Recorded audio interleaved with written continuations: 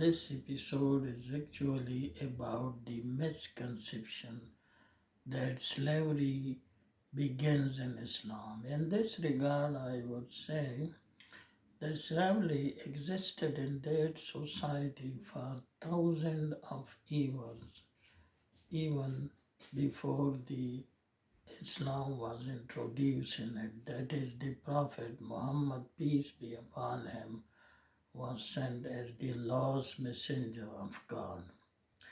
In this regard, I would say that as we know that the only source through which these slaves were being added in the society, and that was wars. And the next source, which was the byproduct of this main source, is that these slaves were being sold and bought in bazaar just like commodities. And as we know that in Mecca there were no wars, and in Medina before the war of Badr, Quran reveals that now no men and women can be kept as slaves instead of those who have committed wars.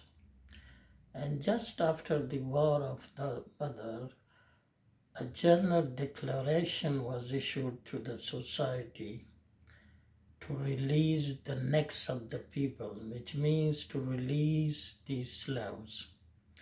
Now I want to present the point-wise strategy of Islam that have adopted by Islam to deal this issue. The first approach is that the main source through which these slaves were being added in the society, that is war, that way was closed. The second was that the general declaration among the society was issued that to release the necks of the people, which means to release these slaves now. And the third is that new names among the society for these slaves were introduced, that is, boy and girls, men and women, instead of their old name in the society. And the purpose of this was to change the psyche of the people. The fourth point is that Quran also reveals, and a general declaration was also issued in the society, to eat those food that you can easily provide to their slaves for eating, and wear those clothes that you can easily provide to your slave for wearing. So the purpose of this was to create a financial burden on the owner of these slaves. And the fifth, which is the most important point, is that these slaves was given the right to become independent in the society by giving assurance to their owners that, for example, they can become independent in the next 6 months or 1 year. So it was a gradual approach which adopted by Islam. And in this regard, I will mention in two examples of today's society, the two problems which are existed in our today's society, which are similar to that of the slavery in that society. The first is, of course, interest.